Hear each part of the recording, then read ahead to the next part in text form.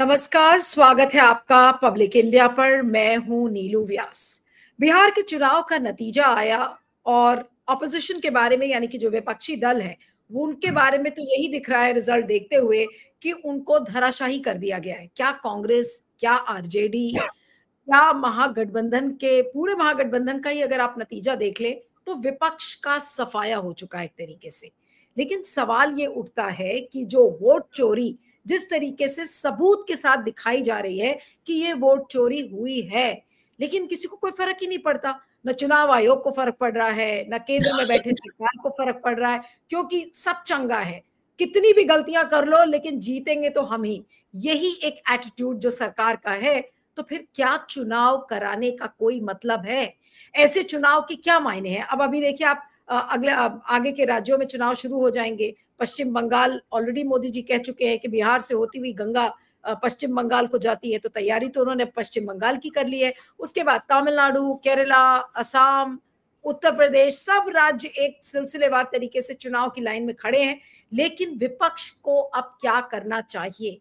क्या विपक्ष कुछ कर पाएगा? ये भी एक सवाल है। आज हमारे साथ वरिष्ठ नेता और पूर्व केंद्रीय मंत्री, जो कि फाइनेंस मिनिस्टर रह चुके हैं, एक्सटर्नल अफेयर्स मिनिस्टर रह चुके हैं, यशवंत सिन्हा जी हमारे साथ हैं। यशवंत जी, आपका बहुत बहुत स्वागत है। Thank you so much for joining.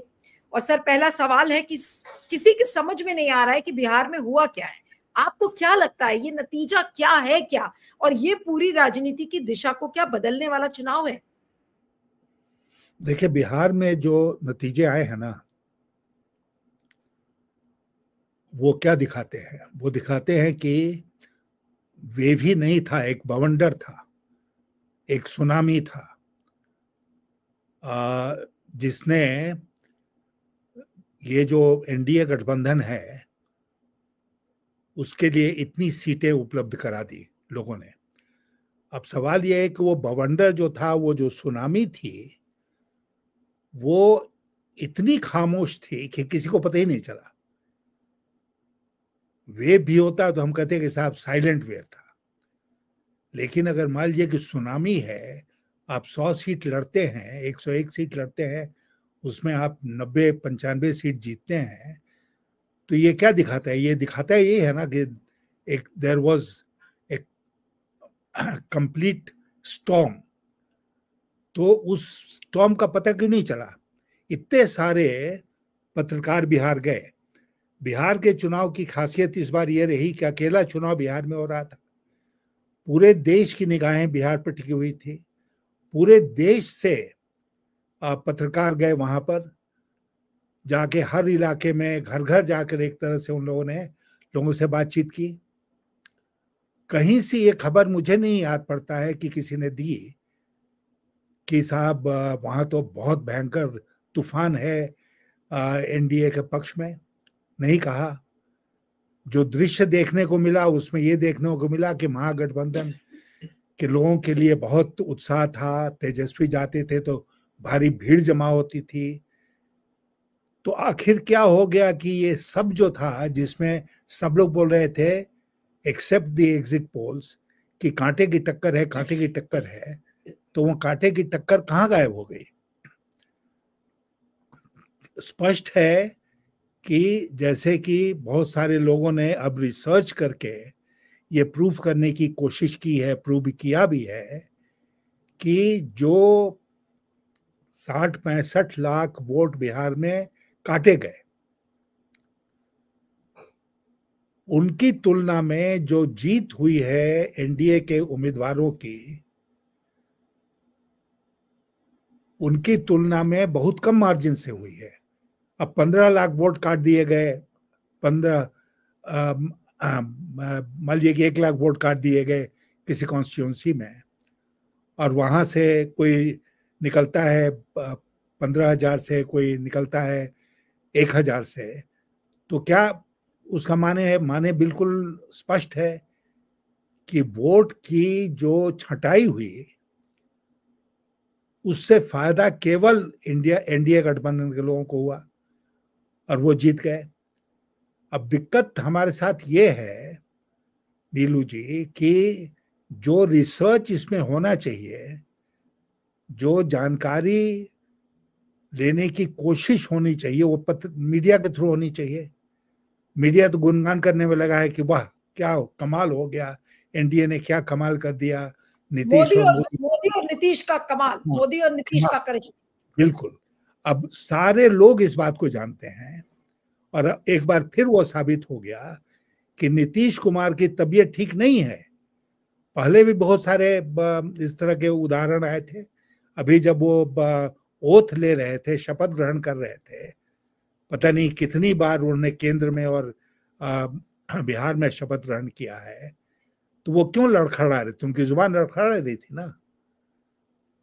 तो इसके बावजूद भी उनका करिश्मा ऐसा था कि लोगों ने कहा कि साहब नीतीश को कैसे कोई चैलेंज कर सकता है, मोदी को कोई कैसे चैलेंज कर सकता है, एनडीए को कोई कैसे चैलेंज कर सकता है। हम लोग भारी संख्या में घरों से निकलकर और ये साबित करेंगे कि बिहार की जनता नीतीश और मोदी के साथ है।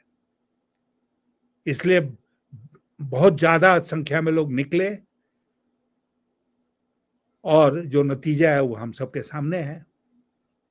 इसमें मेरे मन में कोई शक नहीं है कि भारी गड़बड़ी हुई है और अब इलेक्शन कमीशन का यही काम बचा है कि वो अमित शाह से मिलके, अमित शाह से आदेश लेकर आने वाले चुनाव में हर कॉन्स्टिट्यूएंसी और हर बूथ में क्या गड़बड़ी की जा सकती है चुनाव के दरमियान, ये वो काम करना शुरू करे। अब यही एक काम इलेक्शन कमीशन का बचा है कि चुनाव में कैसे धांधली करके और एनडीए को जिता सकते हो।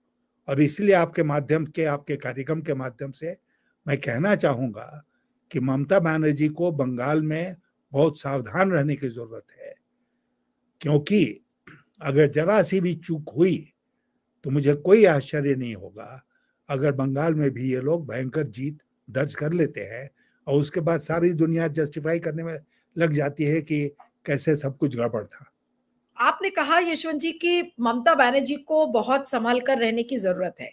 बिहार में भी तो ऑपोजिशन पूरा चौकन्ना था, वोट चोरी की तो लगातार बात हो रही थी, एसआईआर पर भी काफी ठीक ठाक मुहिम छिड़ी, लोग वहां पर मुस्तैदी से खड़े हुए थे कि किनके वोट कट रहे हैं, नहीं कट रहे हैं, लेकिन हाँ उतना टाइम शायद ऑपोजिशन को नहीं मिल पाया। लेकिन ममता बनर्जी भी क्या कर लेंगी अगर चोरी का यही मॉडल है जो आप कह रहे हैं कि भाई अब यही बचा रह गया है कि चुनाव आयुक्त जाएं और अमित शाह से एक एक बूथ का डिटेल ले और बताएं कि इस बूथ पर हमें कैसे धांधली करनी है। अगर ये है मॉडल और यही होना है जो कि दिख रहा है साफ साफ, तो फिर तो ममता बनर्जी पश्चिम बंगाल में भी बीजेपी की सुनामी रहेगी, उसमें तो कोई शक है नहीं। ये बिल्कुल एक रेल्म ऑफ पॉसिबिलिटी जिसको कहते हैं, इसकी भरपूर संभावना है कि बंगाल ही नहीं, वो तमिलनाडु के चुनाव में भी ऐसा कर सकते हैं। और सब लोग ये सोचते हैं कि नहीं बंगाल में बीजेपी कैसे जीतेगी, तमिलनाडु में बीजेपी, केरल में बीजेपी कैसे जीतेगी। हम अश्वमेध यज्ञ करने निकले हैं, मोदी जी अश्वमेध यज्ञ करने निकले हैं और इन सब को फतेह करना, इन सब राज्यों पर कब्जा करना उनका एकमात्र उद्देश्य बचा है और इसमें इलेक्शन कमीशन उनका सहयोगी बना है। तो अब विपक्ष को क्या करना चाहिए? विपक्ष के सामने कई विकल्प हैं। जैसे मेरा एक सुझाव था कि जो 25-30 सीट विपक्ष के लोग जीते हैं ना बिहार में, उनको शपथ नहीं लेनी चाहिए, उनको नहीं ज्वाइन करना चाहिए विधानसभा, और कह देना चाहिए एनडीए गठबंधन को कि अब तुम लोग चलाओ जैसे चलाना चाहते हो। नंबर 1 ये हुआ। नंबर 2, पार्लियामेंट में जो हमारे सदस्य हैं लोकसभा राज्यसभा में, उनको गंभीरता से इस पर विचार करना चाहिए इस सेशन के बाद या इस सेशन के दरमियान कि पार्लियामेंट में बने रहने का कोई मतलब है या नहीं है। तीसरा कि भारी संख्या में लोगों को वोट चोरी के खिलाफ सड़कों पर उतरने की आवश्यकता है। अब केवल ट्वीट करके और दफ्तरों में बैठकर ये काम नहीं होगा। अगर विपक्ष सचमुच में गंभीर है इस मसले को लेकर, तो विपक्ष को सड़कों पर उतरना पड़ेगा, राहुल गांधी को जेल जाना पड़ेगा, विपक्ष के नेताओं को जेल जाना पड़ेगा। ये नहीं है कि भाई हमने एक डेमोन्स्ट्रेशन कर दिया, एक प्रदर्शन कर दिया, पुलिस ने रोक दिया तो हम कुछ देर तक खूब हल्ला करते रहे, उसके बाद वापस आ गए घर। ऐसा करने से काम नहीं चलेगा। आप ऐसा कीजिए कि आप पुलिस को मजबूर होकर आपको गिरफ्तार करना पड़े, और वो गिरफ्तारी ऐसी नहीं हो कि शाम को कभी दिन को गिरफ्तार किया और शाम को छोड़ दिया। अगर शाम को वो छोड़ते हैं नेताओं को, तो नेताओं को फिर वापस जाना चाहिए उसी स्थल पर, और वो डेमोन्स्ट्रेशन करते रहना चाहिए जब तक पुलिस सचमुच में चालान करके उनको जेल न भेज दे। जब तक विपक्ष मजबूती के साथ आंदोलन का रास्ता नहीं पकड़ेगा, तब तक अब आने वाले दिनों में इस देश में चुनाव का कोई मतलब ही नहीं रहेगा। लेकिन सर अब विपक्ष कितना पुरजोर तरीके से करेगा? अभी मल्लिकार्जुन खड़गे और केसी वेणुगोपाल और इन सब की रिव्यू मीटिंग हुई, जिसमें उन्होंने ऐलान किया कि दिसंबर के पहले हफ्ते में हम रामलीला मैदान में रैली करेंगे। ठीक है, उन्होंने अनाउंसमेंट कर दिया। अब वो रैली के बाद, ठीक है, एक दिन की रैली होगी, उसके बाद क्या होगा? तो आप जो ये कह रहे हैं कि एक सस्टेन्ड आंदोलन की जरूरत है, लगातार उस आंदोलन को करने की जरूरत है, और पुलिस को इतना मजबूर कर दो कि राहुल गांधी को गिरफ्तार करना ही पड़े, क्या वो स्थिति बन पाएगी? इसको लेकर बहुत संशय है। लेकिन अब जो बातें इंटेलेक्चुअल्स द्वारा, जो मोदी भक्त है, जो 272 मोदी भक्तों की जो अभी एक लिस्ट निकली थी, जिसमें उन्होंने कहा कि राहुल गांधी गुमराह कर रहे हैं, वोट चोरी केवल एक दावा है, बेकार का दावा है, जिसमें कि जो कॉन्स्टिट्यूशनल इंस्टीट्यूशंस हैं उनकी छवि को खराब करने की लोग कोशिश कर रहे हैं। उसमें 16 जजेस हैं सर, उसमें 100 करीब 33 ब्यूरोक्रेट्स हैं और 133 आर्म्ड फोर्सेस के लोग हैं। क्या कहा जाए इस पर? देखिए, कुछ लोग जो हैं वो क्रांतिकारी बन जाते हैं रिटायरमेंट के बाद, और उस श्रेणी में जो आपने कहा ब्यूरोक्रेट्स हैं, जजेस हैं, आर्मी के लोग हैं, ये सब रिटायर्ड लोग हैं ना। और ये सब रिटायर्ड लोगों ने इतना ये विभत्स काम किया है, ये स्टेटमेंट, ये चिट्ठी लिखकर राहुल गांधी के नाम से, कि मैं कल्पना भी नहीं कर सकता हूं कि ऐसे लोग, अब उनको एक एक करके लोग पहचान रहे हैं। इसमें जितने लोग हैं वो अब एक एक करके पहचाने जा रहे हैं कि इनकी पृष्ठभूमि क्या रही है, और सबकी पृष्ठभूमि संदिग्ध है। और उन्होंने ये चिट्ठी लिखकर चुनाव आयोग के पक्ष में और राहुल गांधी के खिलाफ उन्होंने ये साबित कर दिया कि इस देश में बिके हुए लोगों की कोई कमी नहीं है।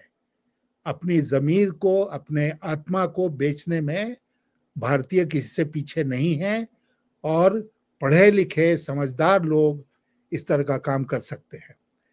मैं आपसे कहना चाहता हूं कि इसका कोई असर नहीं पड़ा है जनमानस पर। ये 272 ही क्यों?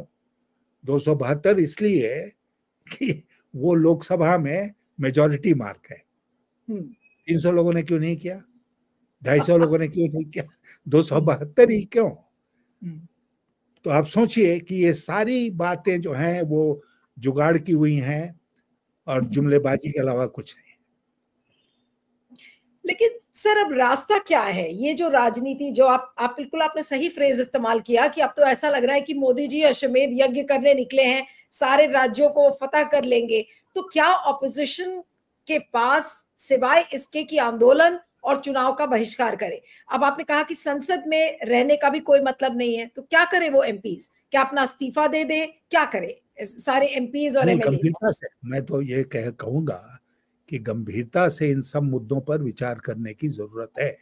मुझे लगता है कि इंडिया गठबंधन के लोगों को बैठना चाहिए, गंभीरता से हर मुद्दे पर विचार करना चाहिए। और देखिए, ये देश जो है हमारा, ये आंदोलन से वाकिफ है। हमारे देश में कम से कम 2 बहुत महत्वपूर्ण आंदोलन हुए। एक आंदोलन हुआ आजादी की लड़ाई में, बहुत बड़ा आंदोलन हुआ, लोगों के बल पर ही हुआ ना, लोगों ने उसमें भागीदारी निभाई, तभी तो इतना बड़ा आंदोलन खड़ा हुआ आजादी की लड़ाई में। और दूसरा, जब जेपी ने आह्वान किया और इमरजेंसी के खिलाफ लोग खड़े हुए, तो उस समय भी तो दमन हुआ था ना। लेकिन फिर क्या हुआ, फिर इंदिरा गांधी को भी तो अपनी सीट खोनी पड़ी थी। तो इसलिए हम लोग, जो जनशक्ति है, जो लोक शक्ति है, उसको कम करके नहीं आके हमारे देश के लोगों ने ये साबित किया है कि अगर कोई भी आपत्ति आती है, कोई विपदा आती है, तो वो लोग खड़े हो जाएंगे सही लोगों के साथ। अब उनको जाकर उनके बीच में समझाने की जरूरत है। हर जिले में, हर सब डिवीजन में, हर पंचायत में जा जाकर लोगों को समझाने की जरूरत है। तो एक आंदोलन खड़ा होगा, मुझे पूरा विश्वास है कि आंदोलन खड़ा होगा, क्योंकि मैं आपको बताना चाहता हूं कि ये जो बिहार के नतीजे आए हैं, उसमें बीजेपी वाले भी बोल रहे हैं कि भाई कुछ ज्यादा ही हो गया इस बार। ये सुना होगा आपने कि बीजेपी के लोग ही बोल रहे हैं कि कुछ ज्यादा हो गया। 140 सीट आ जाती, 150 सीट आ जाती, ये 200 से ऊपर जाने की क्या जरूरत थी। लेकिन अब है, एक परिस्थिति बनी है, और आने वाले दिनों में इसी फॉर्मूला पर काम होना है, तो इसको रोकना है ना, तो आंदोलन से ही रुकेगा। लेकिन अब ज्ञानेश कुमार का क्या होगा? ज्ञानेश कुमार का क्या किया जाए? उनके खिलाफ इम्पीचमेंट मोशन हो, या फिर वो आंदोलन के एक ऐसा आंदोलन हो जो वो हटेंगे, जैसे कि बांग्लादेश के जो इलेक्टोरल ऑफिसर थे उनको तो बिल्कुल हथकड़ी पहना के निकाला गया। ज्ञानेश कुमार का भविष्य आप क्या देख रहे हैं? और या तो फिर होगा कि ज्ञानेश कुमार हट भी जाएंगे तो दूसरा ज्ञानेश कुमार आ जाएगा? देखिए, ज्ञानेश कुमार, मैं खुद एक IAS ऑफिसर था, आप जानती हैं जी। और मुझे राजनीति में आने के बाद और मंत्री बनने के बाद और सब कुछ के बाद भी इस बात को लेकर फख्र था कि मैं एक IAS ऑफिसर रहा हूं। आज सचमुच मैं, नीलू जी, मैं आपसे कह रहा हूं, ज्ञानेश कुमार को देखकर मुझे शर्म आती है कहते हुए लोगों से कि मैं भी कभी IAS में था। क्योंकि एक IAS ऑफिसर इतना नीचे गिर सकता है, ये मैंने कभी कल्पना नहीं थी। IAS ऑफिसर करप्ट हो गया, IAS ऑफिसर घूस लेता है, IAS ऑफिसर किसी राजनेता के साथ जुड़ गया है, इतनी सब बातें चलती थी। लेकिन एक IAS ऑफिसर इतना नीचे गिर के, और जो रूलिंग पार्टी है उसकी सेवा में लगा रहेगा, और देश के होम मिनिस्टर से वो आदेश लेगा, ये हमारी कल्पना के परे था। ज्ञानेश कुमार, इतिहास उनके साथ न्याय करेगा, और देश के सबसे गए गुजरे चीफ इलेक्शन कमिश्नर्स में ज्ञानेश कुमार का नाम आएगा। लेकिन जैसे ही सर ये बात आएगी तो लोग कहेंगे कि अरे सबूत क्या है कि ज्ञानेश कुमार अमित शाह से निर्देश लेते हैं या मोदी जी से निर्देश लेते हैं? आप लोग तो बेबुनियाद बातें करते रहते हैं। देखिए हमारा कितना बड़ा मैंडेट आया, और इस पूरे जो, जैसे हम और आप बात कर रहे हैं तो हमारी ही ट्रोलिंग शुरू हो जाएगी कि अरे ये तो एजेंडा वाले लोग हैं, इनको जॉर्ज सोरोस फंडिंग कर रहा है इस तरीके की बातें करने के लिए, मोदी जी को बेदखल करने की कोशिश कर रहे हैं, ऐसी बातें शुरू हो जाती हैं। फिर तो होने दीजिए ना। मैं तो ये कह रहा हूं कि मोदी जी को बेदखल करने का काम जो है वो गुनाह है क्या हमारे प्रजातंत्र में? हम प्रजातंत्र में जनता के बीच में जा रहे हैं, उसको अपनी बात समझाने का प्रयास कर रहे हैं, तो ये कोई अपराध हो गया? अगर ये सोच है रूलिंग पार्टी की और उसके नेताओं की, तब तो और भी खतरा पैदा हो गया हमारे प्रजातंत्र के लिए। तब तो फिर सब कुछ छोड़ छाड़ के विपक्ष को घर बैठ जाना चाहिए और कहना चाहिए कि भाई मोदी जी जब तक चाहें वो, और वो प्रधानमंत्री क्यों बन रहे हैं? प्रधानमंत्री बनने की भी जरूरत नहीं उनको, तो कुछ क्या उसमें कहा जाए कि प्रधान गॉड बन जाएं, कुछ बन जाएं, इस तरह का जिसको कभी कोई हटा ही नहीं सकता है। बहुत से लोग आज इस देश में प्रचार के माध्यम से विश्वास करते हैं अजर अमर प्रधानमंत्री, अजर अमर जब तक चाहे वो रहेंगे। तो हो जाए, यही हो जाए।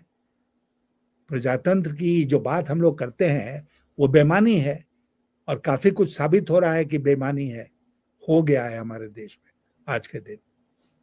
लेकिन मैं आपसे एक बात फिर जोर दे के कहूंगा नीलू जी कि मुझे आज भी इस देश की जनता में विश्वास है, और जब अति हो जाता है तो जनता सड़कों पर उतरती है और बड़े से बड़े तानाशाह को भी धाराशाही कर देती है।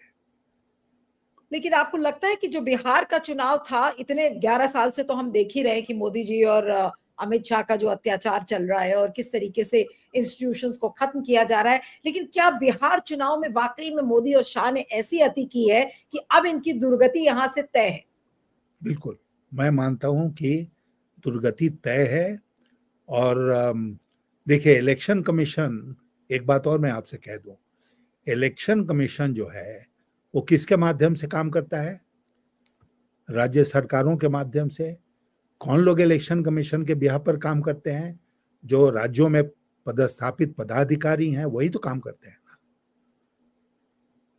अब मान लीजिए 1 मिनट के लिए बंगाल का चुनाव होना है, इलेक्शन कमीशन मनमानी कर रही है, ममता बनर्जी ये निर्णय लें कि हम इलेक्शन कमीशन के साथ कोऑपरेट नहीं करेंगे। वो कोऑपरेशन जो है इलेक्शन कमीशन का स्टेट मशीनरी के साथ, उसका मौलिक जो सिद्धांत है वो क्या है कि इलेक्शन कमीशन न केवल एक संवैधानिक संस्था है बल्कि एक नैतिकता का धरोहर भी है। वो जो है वो नैतिकता के आधार पर काम करता है, जैसे बहुत सारे लोगों ने किया था, सेशन भी उसमें सबसे नामी थे। तो नैतिकता के आधार पर काम करता है। अगर इलेक्शन कमीशन अब नैतिकता के आधार पर काम नहीं करेगा तो नैतिकता का झंडा कौन बुलंद करेगा? राज्य सरकारों को, विपक्षी दलों को बुलंद करना पड़ेगा और उनको कहना पड़ेगा शायद कि हम आपके साथ कोऑपरेट नहीं करेंगे बिकॉज आप सही काम नहीं कर रहे हैं सही ढंग से। मैं देख रहा था खबरों में कि बंगाल में पता नहीं कितने बीएलओ ने खुदकुशी कर ली। सर, बंगाल में, राजस्थान में, केरला में, मध्य प्रदेश में, ये सारे जगह से, और कल भी एक उत्तर प्रदेश के बस्ती जिले का एक वीडियो आया जिसमें कि जो एसडीएम है वो धमकी दे रहा है बीएलओ को कि तुमने काम अपना पूरा किया क्यों नहीं, हम एफआईआर करा देंगे तुम्हारे खिलाफ और हम तुमको जेल भेज देंगे। वो वीडियो काफी वायरल हो रहा है। इस तरीके का प्रेशर है बीएलओ पर। हाँ, तो बताइए, अब बीएलओ जो है वो एक लोली प्लेस्ड पदाधिकारी है, वो बहुत डिस्ट्रिक्ट कलेक्टर नहीं ना है, लेकिन अब बीएलओ के ऊपर इतना दबाव पड़ रहा है कि लोग खुदकुशी करने को मजबूर हो रहे हैं। तो ये किस तरह का ये चल रहा है?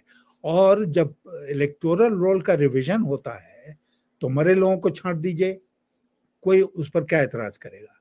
लेकिन आप इतने लोगों को छांट रहे हैं, उसमें लोगों को जोड़ना चाहिए ना। 18 साल वाले जो हो गए उनको जोड़ना चाहिए, संख्या जो है वो घटने के बजाय बढ़नी चाहिए। लेकिन ये जानबूझ के हर कॉन्स्टिट्यूएंसी में संख्या घटा रहे हैं, और खास करके उन लोगों की, अल्पसंख्यक है जैसे। अब हर अल्पसंख्यक का नाम से पहचाना जा सकता है। अगर आप उसको उसके पोशाक से, जैसा मोदी जी ने कहा था, नहीं भी पहचाने तो नाम से तो पहचान सकते हैं। उनका नाम काट दो। बिहार में यादव जो है वो नाम से पहचाना जा सकता है, उसका नाम काट दो। आप जानते हैं कौन से लोग हैं जो हमको वोट देने वाले नहीं हैं, उन सब का नाम काटो। और किसी कॉन्स्टिट्यूंसी में 15,000 नाम कट गए और 300 से कोई जीत गया। ये कोई बताइए, मजाक हो रहा है ना चुनाव के नाम पर।